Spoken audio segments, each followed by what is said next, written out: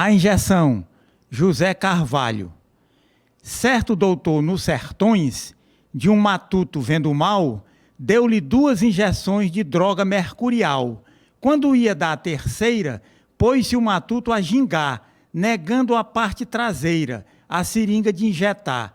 Mas o doutor precavido lhe observa maneiroso: não se faça esmurecido, você que é tão corajoso, retire o medo da ideia. Medo, doutor, não me ataca, é o diabo da bunda véia que está ficando veaca. A TV Dedê, a TV da casa de vovó Dedé, apresenta Zé Soares, 11 e um tiquinho de nada. Um programa que conta histórias de vida com humor, poesia e descontração. Hoje nós estamos recebendo Carlos Ney Ferreira Barbosa. Seja muito bem-vindo, Ney. Obrigado, boa tarde a todos. É um prazer imenso estar aqui. Nessa entrevista não tenho costumes, mas estava um pouco nervoso, agora estou mais tranquilo, depois um gole d'água. Se preocupe não que vai ser um bate-papo bem informal. Beleza. Ney, me diz uma coisa, onde foi que você nasceu? Rapaz, eu nasci em Crato, vizinho a Juazeiro, mas aí mudamos para... Na realidade, meus pais moravam em Caririaçu. Certo. E aí, depois da morte do meu avô, a gente teve que ir para Juazeiro, porque naquela época o pessoal, quando morria alguém, mudava de casa.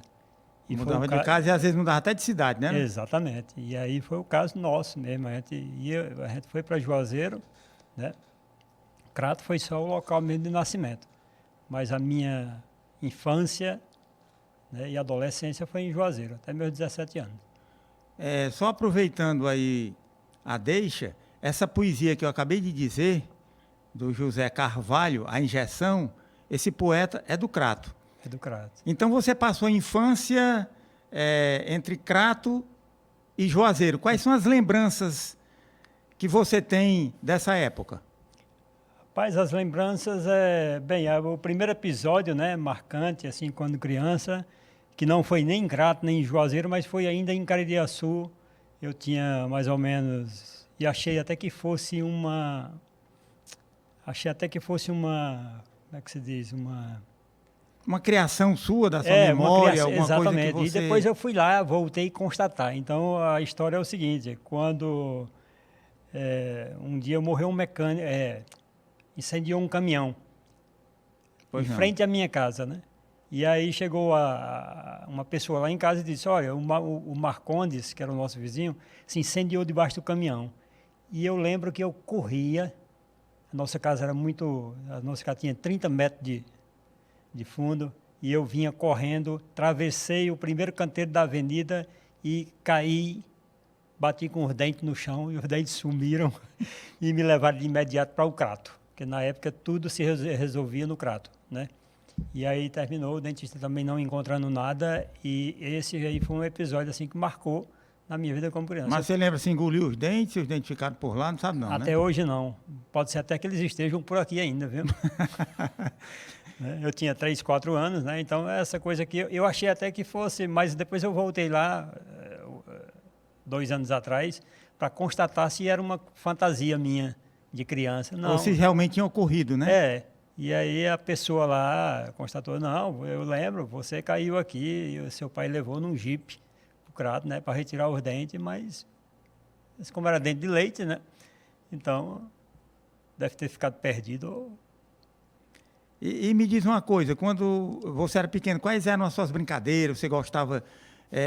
porque normalmente quando a gente é criança, a gente gosta de criar assim, algum animal, por exemplo. Eu gostava muito de criar animais, gato, cachorro, sempre lá em casa tinha.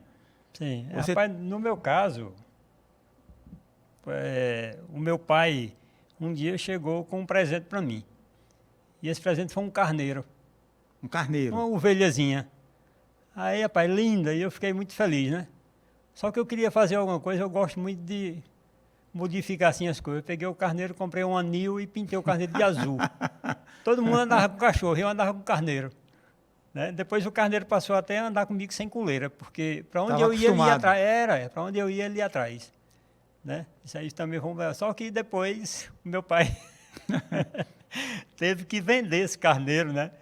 Teve que vender o carneiro. Ele não quis comer o carneiro, mas vendeu o carneiro para comprar arroz, feijão, essas coisas aí. A dificuldade era grande. Agora, você falando em cachorro, né, em criar um animal assim, eu me lembrei que eu cheguei na casa da minha mãe e a minha mãe tinha uma sobrinha minha que morava com ela e criava um cachorrinho pequeno. Aí, quando eu cheguei lá, minha mãe disse assim, meu filho, pelo amor de Deus, leve esse cachorro. O cachorro está sujando a casa toda e quem limpa sou eu. Leve esse cachorro, mas me prometa que não vai deixar o cachorro no meio da rua. Você vai entregar para uma pessoa que gosta de criar animal. Sim. E aí eu me lembrei que eu tinha ido há um tempo atrás na casa de um amigo meu, e quando eu cheguei lá, tinha as duas filhinhas dele estavam chorando, porque o cachorro de estimação delas duas tinha morrido. Aí eu me lembrei, eu digo, eu vou levar para esse meu amigo. E aí peguei o cachorro, coloquei dentro do carro, quando eu cheguei lá, cheguei à noite na casa dele. Aí bati palma, ele veio e disse, rapaz, naquele dia que eu vim aqui, as suas duas filhas estavam chorando, inconsolável, porque tinha perdido o cachorrinho delas, e eu trouxe um cachorro para cá, para vocês criarem. Ele disse, pelo amor de Deus, fale baixo, vá-se embora daqui, porque esse cachorro, quem limpava era eu. Eu não quero mais criar cachorro, não. Eu disse, rapaz, o que é que eu faço? Que eu estou com um cachorro aqui, eu não vou soltar o cachorro no meio da rua. Ele disse, não, mas vamos levar aqui para a nossa vizinha, que a vizinha gosta muito de cachorro. Aí eu cheguei lá, ele bateu palma e tal, me apresentou tudinho. Aí eu disse, olha, eu trouxe esse cachorro, a senhora não quer ficar com ele, não? Aí a mulher disse, qual é a raça dele? Eu não entendia de raça de cachorro. Aí me veio à cabeça Foxtrot, porque Foxtrot é uma música, né? Sim. Eu digo, olha, é um Foxtrot. Aí a mulher disse, Foxtrot é bom. Aí ficou com o cachorro. Nunca mais eu voltei na casa desse meu amigo para saber alguma coisa. Inclusive, atualmente, mano, a minha filha me aperreava muito por um cachorro. E eu não tenho, assim, talvez, muito carinho com cachorro. Eu gosto de cachorro, eu gosto do cachorro do outro. Porque eu gosto, no momento em que ele está lá com o patrão, eu fico meio invejoso. De olha que coisa linda, né? O comportamento dele. E agora, depois aí, eu terminei comprando uma labradora lá para casa para minha filha, porque todo dia ela dizia, papai, cadê o cachorro? Compra um cachorro, compra um cachorro. Papai, mas olha, agora eu estou com vontade de pintar aquela labradora. Pintar de azul. Pintar de azul. Você fez com a ovelha, com o carneiro. Então a labradora dá muito trabalho, ela cava muito buraco lá em casa e a minha filha dizia, não, deixa comigo que quando ela chegar, quem vai limpar tudo sou eu. Não, quem está trabalhando muito com a labradora sou eu.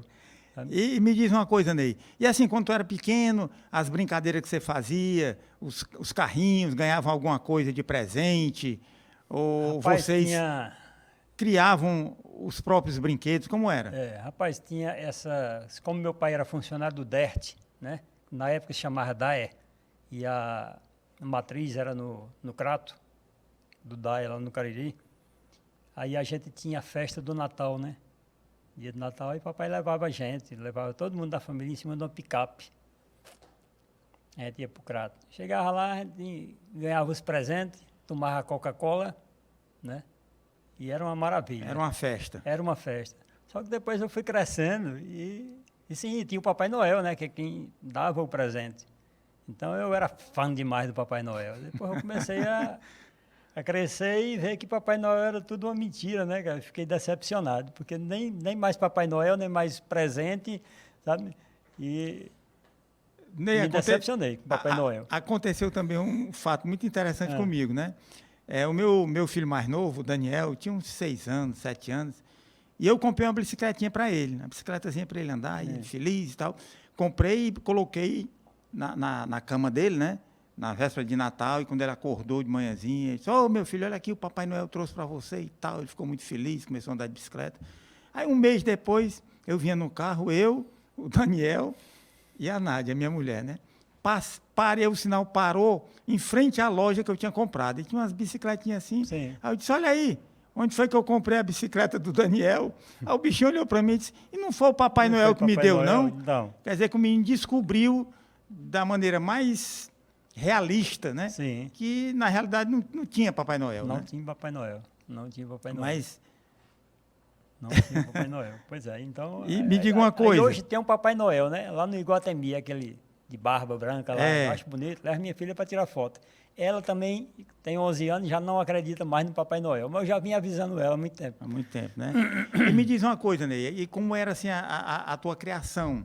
Era muito rigorosa? A tua mãe era muito rigorosa contigo, Rapaz, com vocês? Exato, a minha mãe, ela era uma maravilha de mãe, mas como toda, naquela época ali, o pessoal gostava de, Gostava de quê? gostava de bater, né? Toda casa tinha aquela cordinha pendurada no armador, né? Algumas tinham fio de ferro. Não, lá em casa era só na cordinha mesmo. Chiqueirador, né? Tinha aquele chiqueirador também, né?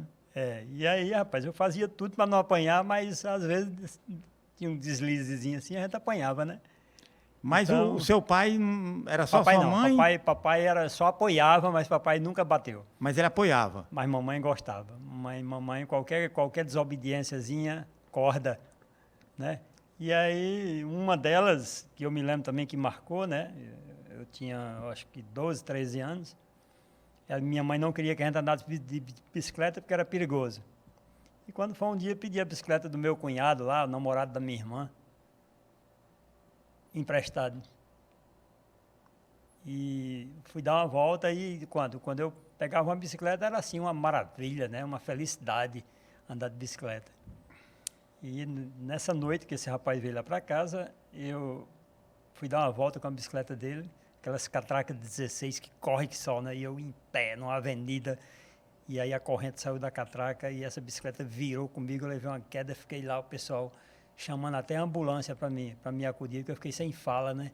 Com as costas todas raladas, carne viva. Mas aí eu tinha que chegar em casa sem fazer com que as pessoas vissem. Porque senão apanhava. Porque senão haveria possibilidade de levar uma surra. Levar uma surra. Né?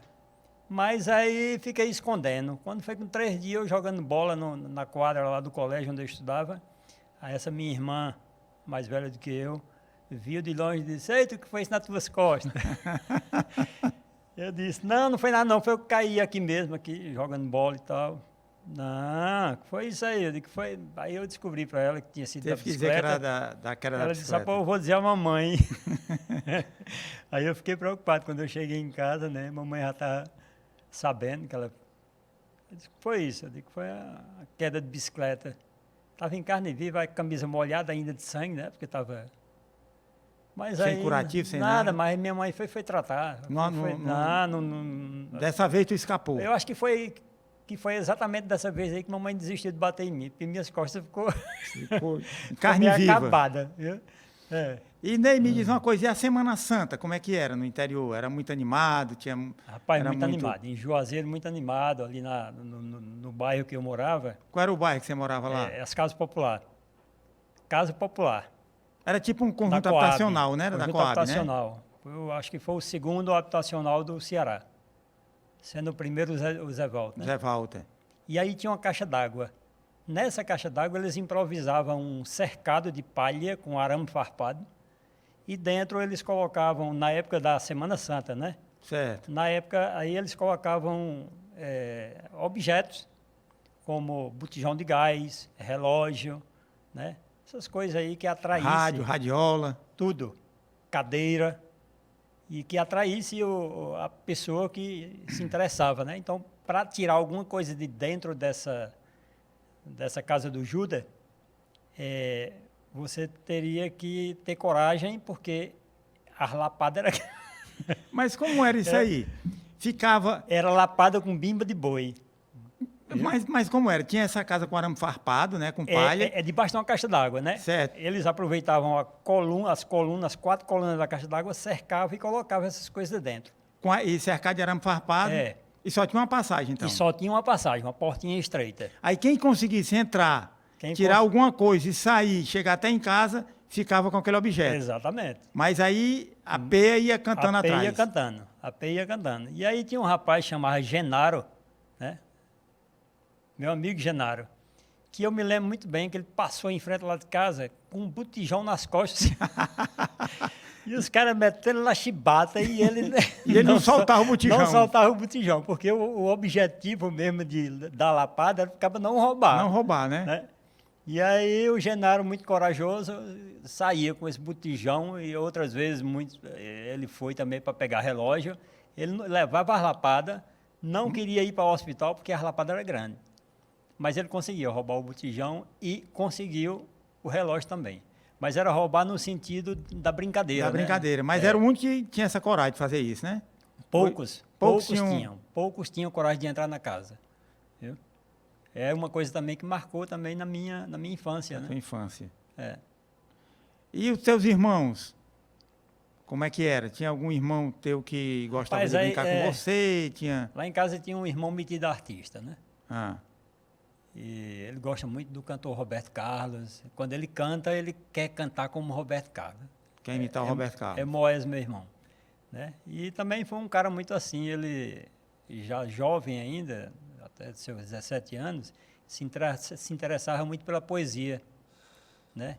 Então, nesse episódio também me marcou assim, porque ele trabalhava numa fábrica de pré-moldado.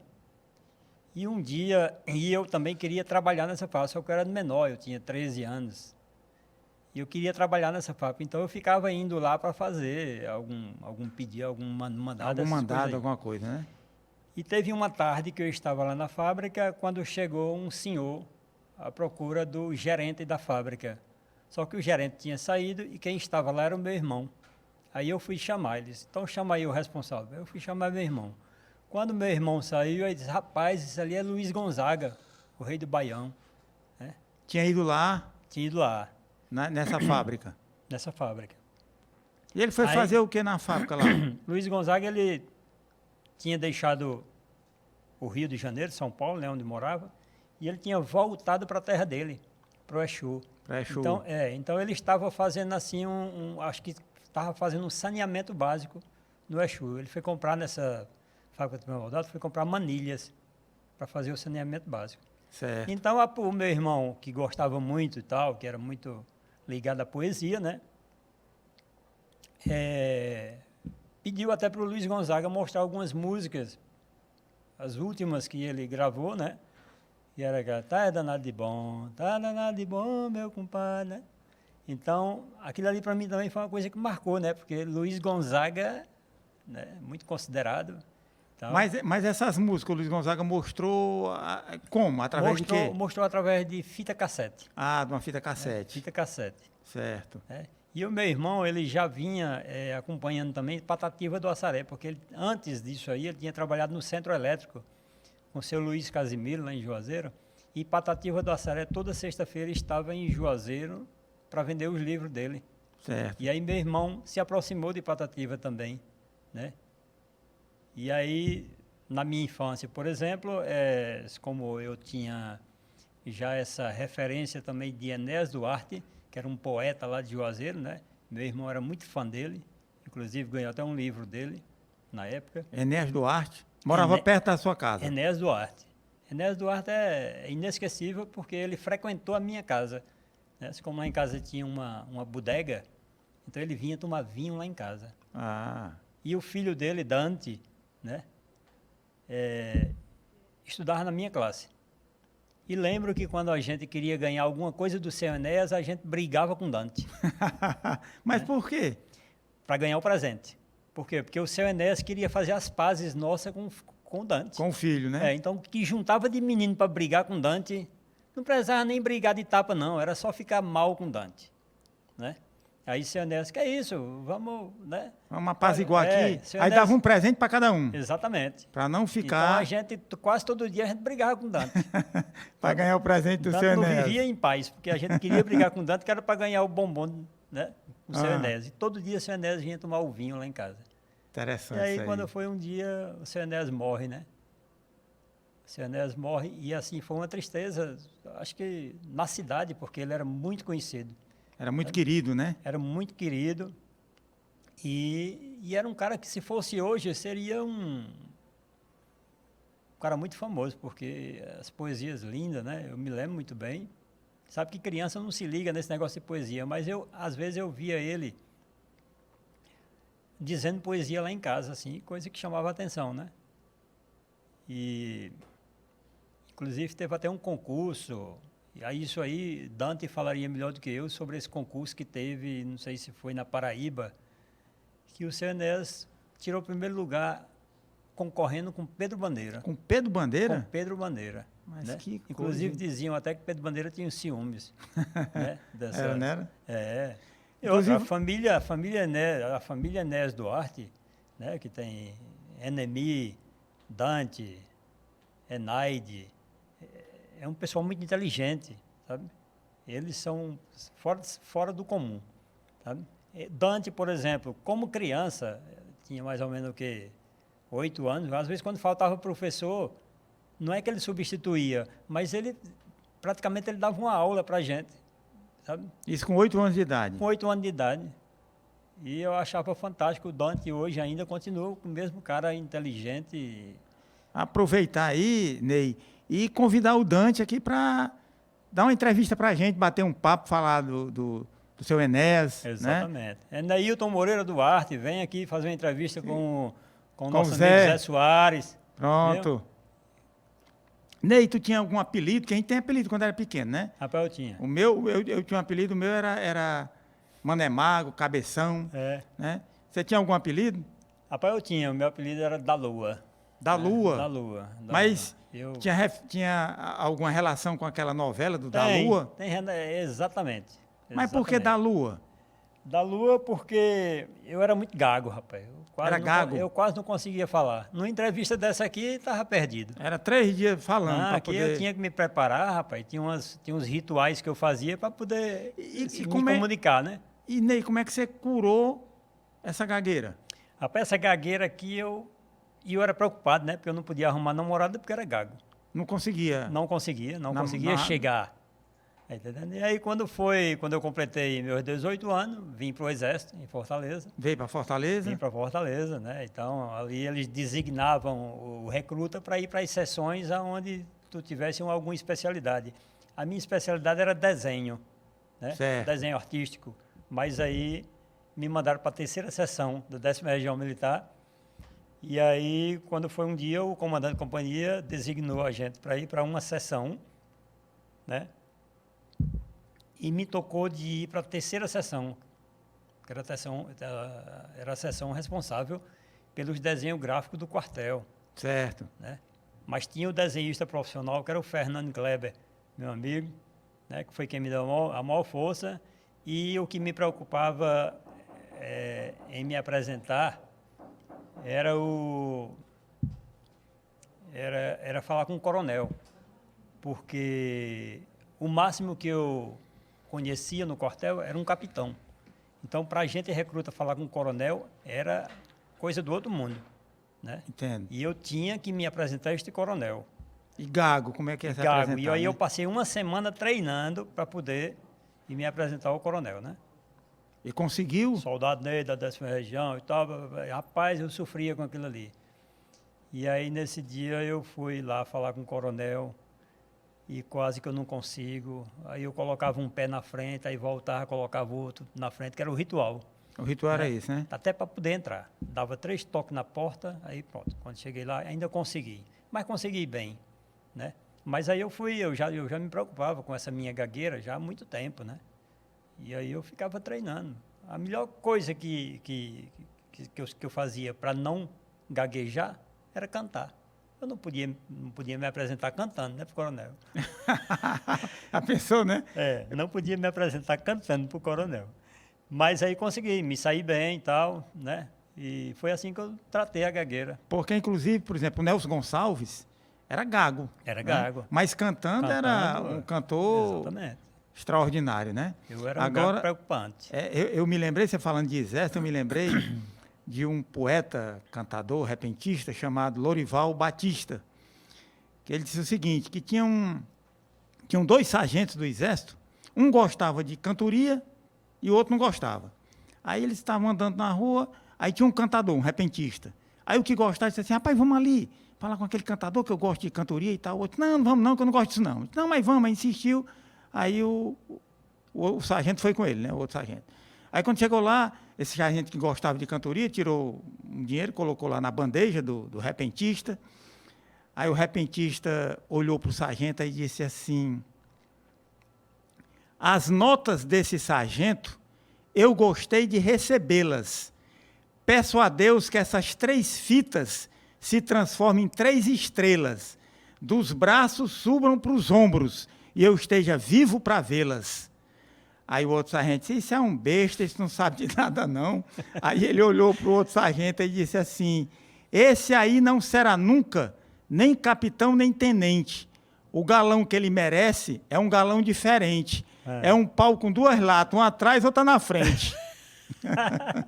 Isso é do grande Lorival Batista. Mas eu me lembrei também, Neito, falando do exército, eu me lembrei de um soldado que dava muita alteração, sabe? Sim. E toda vida que ele dava alteração, o coronel contemporizava e tal. Mas quando foi um dia, o soldado fez uma coisa muito grave, né? E o coronel chamou na sala, aí disse, olha, é o seguinte, você vive dando alteração aqui, eu fico contemporizando, ajeitando, porque você é um bom soldado, mas agora foi demais. Está aqui esse processo contra você. Você é uma pessoa boa, mas você está extrapolando aqui. A minha situação é muito difícil, o coronel dizendo. A minha situação é tão difícil que você notar que a minha situação é difícil, vinha para o meu lugar que eu vou para o seu lugar. Aí disse que o coronel se levantou, ficou no lugar do soldado, o soldado sentou na mesa do coronel, aí disse, veja aí como a minha situação é difícil. Aí quando o soldado sentou na mesa do coronel, pegou o processo, olhou assim e disse, realmente, você cometeu uma indisciplina muito grave. Mas como você é meu peixe, dessa vez vai passar. E rasgou. Sim. E se livrou de mais uma vez, né? Sim. Então, é muito interessante essas histórias de quartel, né? Acontece. Tem muita coisa... Acontece cada coisa. Interessante. Mas aí você curou... Curei. Digamos que eu curei, claro, 99% ficou faltando 1. De vez em quando dá uma gagueirazinha. Quando fica aperreado, né? Às vezes. Quando eu estou no assunto, debatendo alguma coisa, me vem a gagueira, mas acho que vem todo mundo, né? Você fica... Então esse 1% aqui já era para temer. É uma coisa natural, né? Mas eu era gago mesmo. Tanto que botaram meu apelido da Lua. E me diz uma coisa, quando você saiu do exército, você foi fazer o quê? Rapaz, aí quando eu saí do exército, eu fui trabalhar em fábrica, né? Tal, e aí terminei indo embora para São Paulo. Certo. Né? E em São Paulo era aquela coisa. Todo juazeirense ou todo cearense, quando está no sacrifício, naquela época... Vai para São Paulo. São Paulo. E era a única coisa que eu queria evitar na minha vida. Né? E aí tive que ir para São Paulo. Ralou um bocado lá, né? Ralei um bocadinho. Só que depois, aí, assim, segurança de emprego e tal, né? De demissão, dessas coisas aí, tocou a mim e eu tive que voltar para o Ceará. Quando eu volto para o Ceará, eu digo que tenho que fazer alguma coisa na minha vida. Eu já estava ficando velho, né? E velho aqui para a gente aqui, para se empregar, é muito cedo. Com 25 anos você já está velho. Assim, em São Paulo eu tive dificuldade. Eu tinha 25 anos, não, a gente quer de 18, a gente quer 19. Sabe? Então eu digo, né, bem, a única forma é voltar para casa dos meus pais. Aí voltei para Juazeiro, mas não conseguiria ficar mais na cidade, assim, sabe, era voltar atrás da... E aí tive que voltar de novo para Fortaleza. Cheguei em Fortaleza e encontrei um tio meu, que era o presidente do Maracatu Voz da África, e aí ele estava com um problema de saúde muito sério, e eu fiquei para ajudar ele. A gente tinha uma relação muito boa de tio e sobrinho, né? Certo. Fiquei aí até a morte dele. Então, quando ele morreu, alguém tinha que cuidar do Maracatu. Tinha que dar continuidade ao trabalho dele, né? Tinha que dar continuidade ao trabalho dele. Né? Então, eu me propus a continuar. Através de um jornalista, Paulo Tadeu, né? Que foi ele quem fundou o Maracatu. Isso na década de 80, né? Isso aí foi em 96. 96? 96. E aí o Paulo Tadeu disse, Ney, você quer cuidar do maracatu aí. Tá. Pô, eu fiquei. Aproveitando já também que eu estava desempregado, né? Mas aí tinha também as responsabilidades, porque através do maracatu é que eu pagava o aluguel da casa e mantia, né? E ajudava outras pessoas também que participavam desse grupo. Fiquei então um ano, acho que um ano e meio, né? 96, começo de 96 ao final de 97, por aí. E nesse período eu consegui, com a Fundação Cultural de Fortaleza, com o presidente da Fundação Cultural, Cláudio Pereira, inclusive também já faleceu, de levar o maracatu pela primeira vez para a França, né? Conseguimos com ele, com muito sacrifício, e levei 30 pessoas para a França. Passamos 13 dias em algumas cidades da França, e aí quando voltamos até um pouco mais respeitado, né? Porque a cultura cearense ela não investe muito, né? A cultura no Brasil não investe muito nos grupos folclóricos, né? E me diz uma coisa, Ney. O maracatu você também inovou, né? Que foi a primeira vez que o maracatu cearense foi para a França, não é isso? Exato. E também você levou para o teatro, não foi? Sim. Era eu junto com os brincantes, né? A gente teve a ideia de transformar esse maracatu do teatro, que era um maracatu mais para a avenida, no carnaval, a gente teve a ideia de colocar ele no teatro. A gente chamava até maracatu teatralizado, né? Então a gente levava o Teatro Zé de Alencar, Teatro São José, através dessas apresentações que a gente fez na França, veio a ideia de se levar para o teatro. Porque na França era tudo em teatro, né? Sim, a gente fazia os cortejos nas ruas, mas a maioria era em teatro, né? E aí deu certo. Hoje o Maracatu Voz da África, inclusive no último carnaval agora foi campeão, né? E continuam fazendo o maracatu no teatro, também através do SESC, né? Eles acabaram de chegar de uma viagem de algumas cidades do interior do Ceará. Foi bom, a ideia foi boa. Interessante que a palavra maracatu, ela vem de maracá, né? Que é uma palavra indígena. E catu, que é bonito, né? Tupi. Né? A palavra tupi forma a palavra maracatu, né? E ela iniciou-se em Pernambuco, né? No século XVIII. Agora, segundo alguns estudos aí, algumas pesquisas que fez o Calé Alencar, né? Que era o nosso cantor do maracatu. Inclusive era um cara que se dedica muito ao maracatu. Ele sabe muito bem assim da origem, né, do maracatu, porque dizem que o nosso maracatu veio do Pernambuco. Mas aí, segundo as pesquisas dele, não. O maracatu é cearense mesmo. O nosso maracatu é totalmente diferente do maracatu de Pernambuco. O nosso é mais afro, né? O nosso maracatu é mais afro. É porque é uma mistura da África, da cultura africana, indígena, não é isso? Vê que o nosso maracatu, ele pinta o rosto de preto, né? Ele pinta o rosto de preto. Os homens se vestem de mulheres. O maracatu do Ceará. O maracatu de Pernambuco, não. E aí depois, sim, tem que ver com o Calé Alencar, que ele é um estudioso, né? Convidamos também o Calé Alencar para vir fazer uma entrevista aqui com o Zé Soares, né? E aí ele vai explicar direitinho a origem. Ele é um estudioso de maracatu, viu? Como também o jornalista Paulo Tadeu pode vir aqui fazer a entrevista, né, Zé Soares? O jornalista Paulo Tadeu, que foi o fundador do Voz da África. E aí você ficou quanto tempo no maracatu? Eu fiquei um ano e meio. E você saiu por quê? Eu saí porque conheci uma garota que inclusive foi convidada para uma homenagem, uma inauguração, na realidade foi uma comemoração, né? De quando nós fomos para a Europa. Não é uma coisa é uma coisa muito rara levar um maracatu para a Europa. E para comemorar aquela viagem, aí eu fiz um jantar lá em casa e convidei algumas pessoas que foram para essa viagem, uma delas, Sandra Veloso, que era professora de balé aqui em Fortaleza, e ela trouxe a Rosita, né? Trouxe a Rosita, que hoje é mãe dos meus filhos, né? Na Itália. Você tem 2 filhos italianos? Tenho 2 filhos italianos.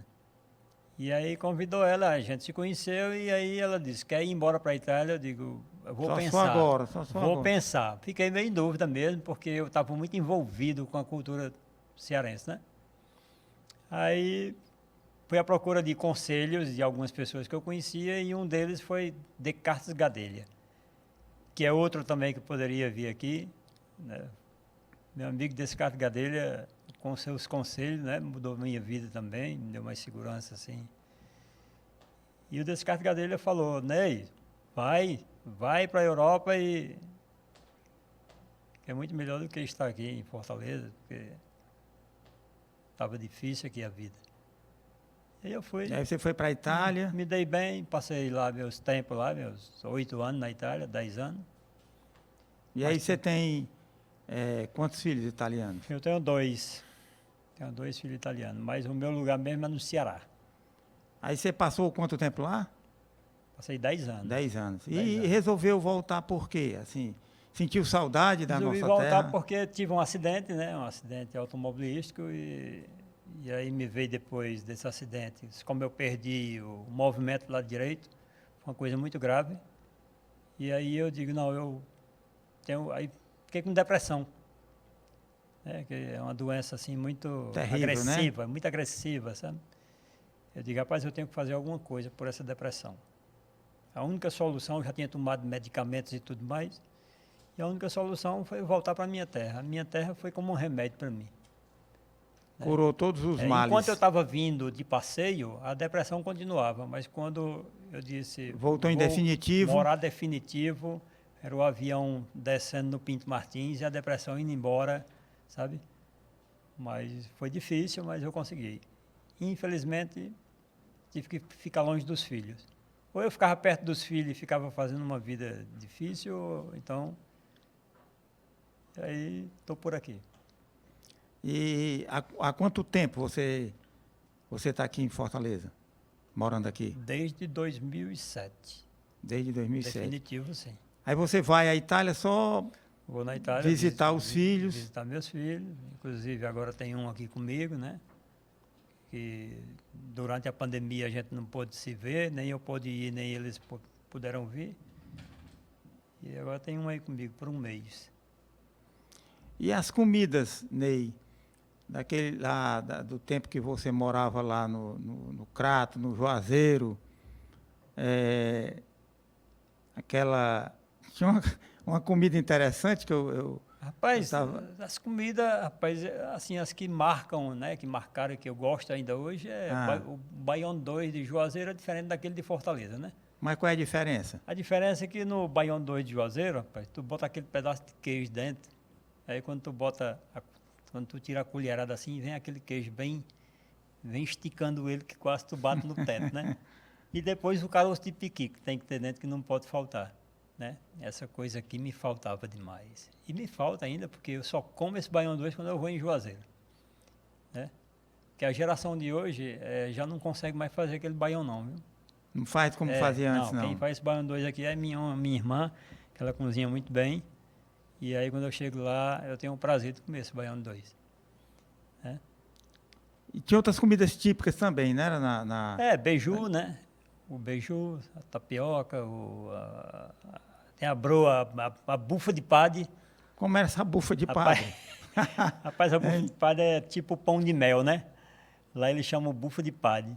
Aí minha mãe dizia, meu filho, vai comprar um pacote de bufa de padre, de língua de sogra, uma quartinha de queijo. O que é a quartinha de queijo que chama? Rapaz, quartinha de queijo é 1 quilo dividido em 4.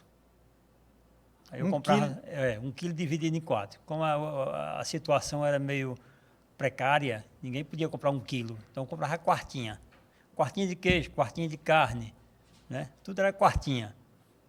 Tudo para não comer sardinha ou ovo.